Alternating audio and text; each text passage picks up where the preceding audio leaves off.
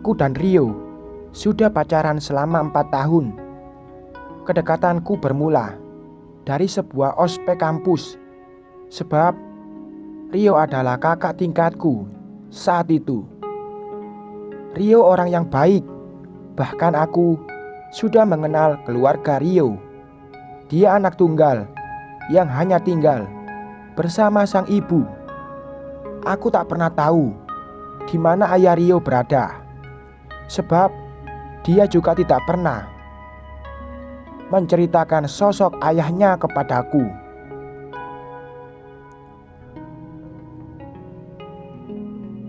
Dia hanya bercerita tentang sang ibu yang selalu memperjuangkan nasib anaknya. Ibunya sangat sayang kepada Rio. Begitupun sebaliknya. Tak hanya dengan Rio, Tante Mary juga sayang kepadaku. Dia adalah sosok calon ibu mertua idaman. Malam itu aku diajak Rio datang ke rumahnya. Tante Mary membuatkanku masakan paling enak dalam jamuan makan malam itu. Tante Mary berkata kepadaku, ingin bertemu dengan ayah dan bunda. Namun kedua orang tuaku tidak tinggal di Jakarta, sehingga kami harus menyusun rencana yang lebih matang. Dini, hubungan kamu sama Rio udah lama, nak. Apa nggak sebaiknya tante ketemu sama orang tuamu di Kalimantan? Kata Tante Mary. Mendengar hal itu, aku merasa sangat senang.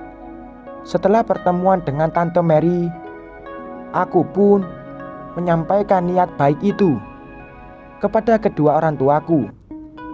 Alhamdulillah, kedua orang tuaku pun setuju dengan niat baik Tante Mary.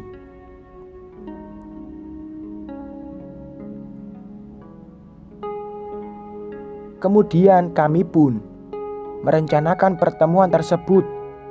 Kebetulan ayahku ada kunjungan bisnis ke Jakarta. 2 bulan kemudian sekalian bundaku ikut karena sudah rindu denganku. Malam itu pun tiba. Kedua keluarga kami pun sepakat bertemu di sebuah restoran. Kami menyewa ruang VIP untuk mengadakan pertemuan tersebut.